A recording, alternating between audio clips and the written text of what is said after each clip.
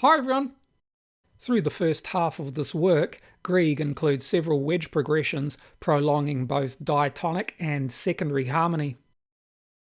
The first progression, prolonging the tonic key E-flat major's supertonic 7th chord, repeats in an inner part the note E-flat, above which the upper line of the wedge ascends between the notes F and C, and the lower line descends between C and F, with both lines exchanging the same notes.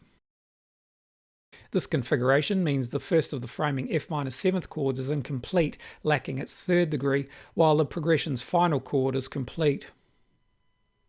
Analytically, it's important to remember that whether we regard the vertical combinations of notes between a wedge progression's framing chords as chords or simply the interaction of the progression's various parts depends on several factors, one of which is duration. The duration of this wedge progression, for example, is short enough for the vertical interactions of the central notes to be heard simply as the interaction of the various parts and not as subdominant harmony framed by the tonic. In this context also, hearing the central notes as chords doesn't add much to an analysis of the overall 2-5-1 progression. Here also, where Grieg uses the same structure as the first wedge progression to prolong the secondary supertonic 7th chord of E-flat major's mediant, the central note should probably again be heard as the interactions of parts instead of chords. In this bar, B-flat dominant 7th harmony is prolonged by a wedge ascending and descending between the notes D and F, the dominant's 5th and 7th degrees. Once again, the vertical combination of the central notes, especially given that the dominant 7th degree sounds with them, should probably be heard as the interaction of the various parts and not as tonic E-flat major harmony. The structure of this wedge progression is a little different to the others, as it spans a larger distance and doesn't use the same notes for the upper and lower lines of the wedge.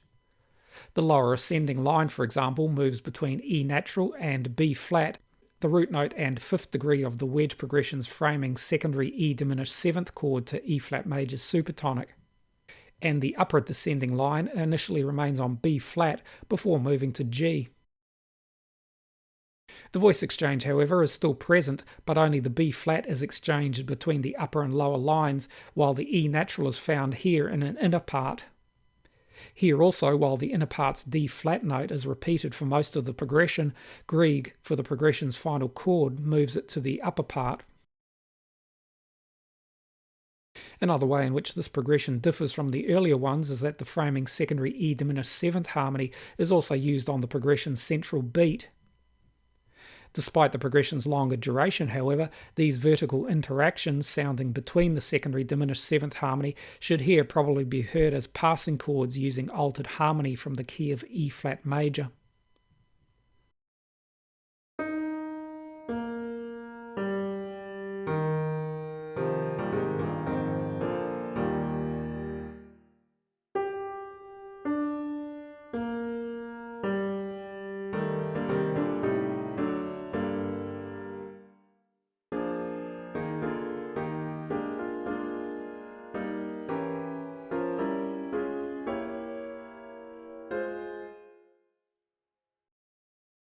I hope you found this useful. Thanks for watching. See you next time.